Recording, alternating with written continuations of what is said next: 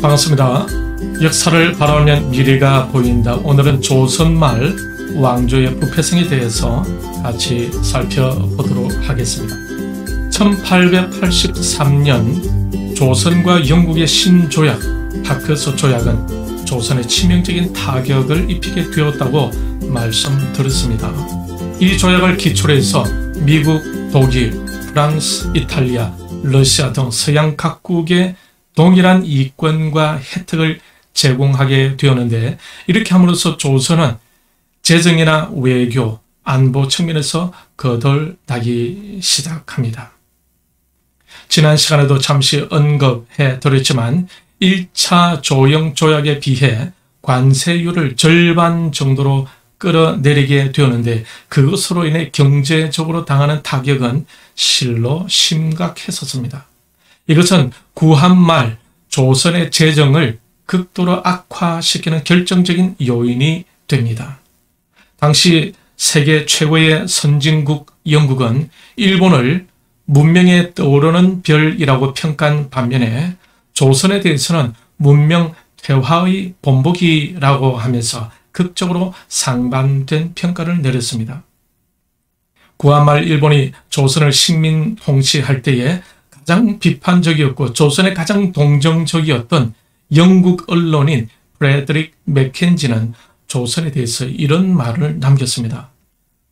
아무런 편견이 없는 관찰자라면 오늘날 조선이 독립을 상실한 것은 대체로 왕조 부패와 취약성의 원인이 있다는 사실을 부인할 수 없다. 조선 후기에는 산림 파괴와 이로 인한 자연재해로 작황이 감소되었고 그에 따른 재정 수입의 감소 등 악순환 구조에 빠져들게 되었습니다. 게다가 청나라와의 빈번한 교섭으로 인한 무리한 지출, 외국과 체결한 불평등 조약으로 인한 관세 수입 파탄 등으로 중앙정부 재정은 19세기 내내 적자를 면치 못하게 되었습니다. 이러한 재정 악화를 타개하기 위해 고종은 세 가지 방법을 동원했는데, 첫째로는 외국으로부터의 차관 도입, 둘째 매관 매직, 셋째 동전 발행. 그러나 이 세 가지 방법을 동원했지만은 근본적인 문제는 해결되지 않았습니다. 고종 시대에는 매관 매직이 심각했었습니다. 그 이유는 관직을 팔아먹는 몸통이 국왕과 왕비였기 때문입니다.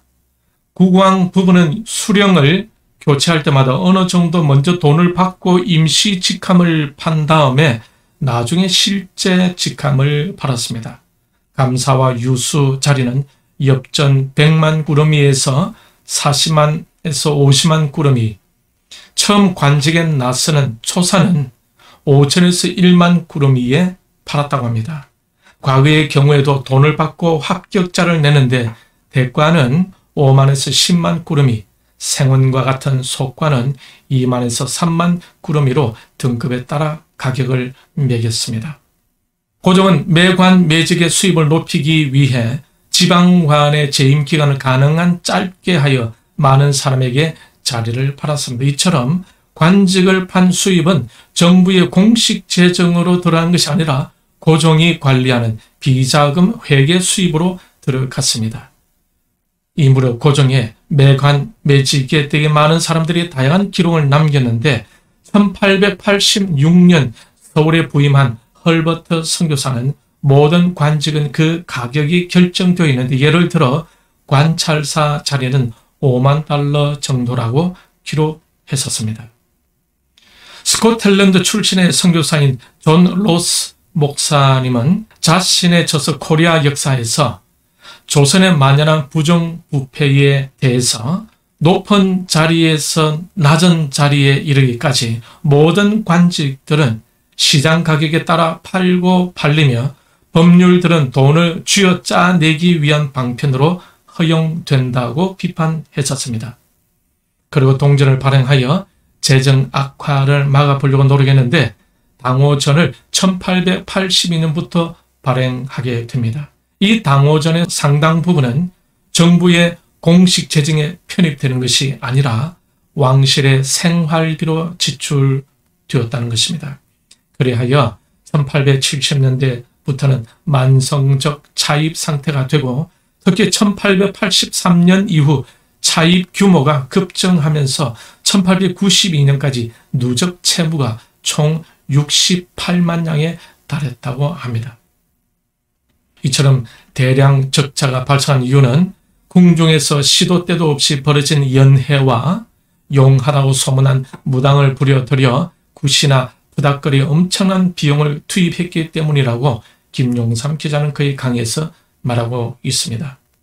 이러한 면들을 보면은 주변 국가들이 한창 근대화되어 갈 때에 조선은 나라의 미래를 전혀 생각하지 못하고 합리적이고 과학적이지 않은 미신적인 사고에 머물러 있었음을 볼 수가 있습니다.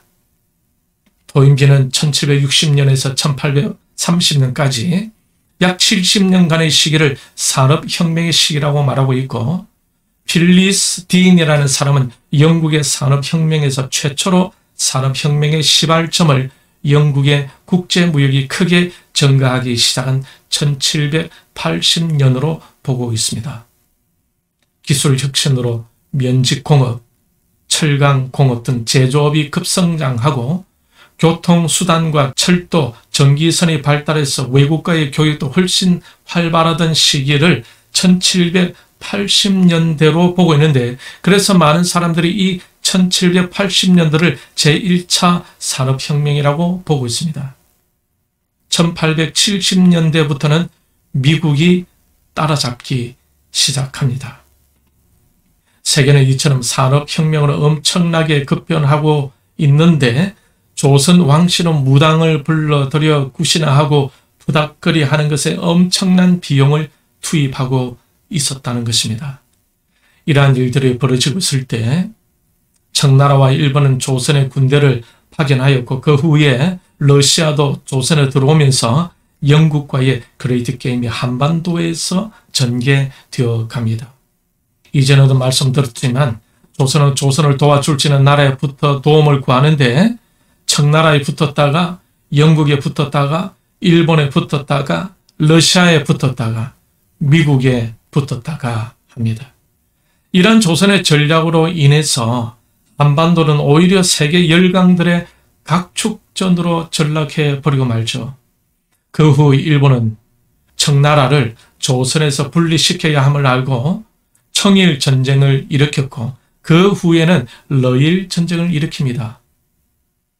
한반도는 이처럼 점점 더 복잡해져 가고 있었습니다. 오늘은 여기까지입니다.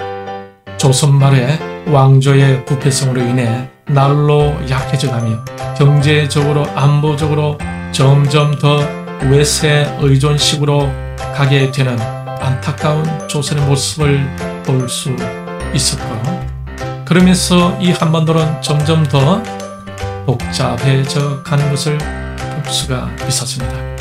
그럼 다음 시간에 개화파의 등장에 대해서 같이 살펴보도록 하겠습니다. 역사를 바로 알면 미래가 보인다. 남은 주간도 역사 속에서 이끌어 가시는 하나님을 기억하시고 하나님과 함께 동행하면서 승리하시길 바랍니다. 시청해 주셔서 감사합니다.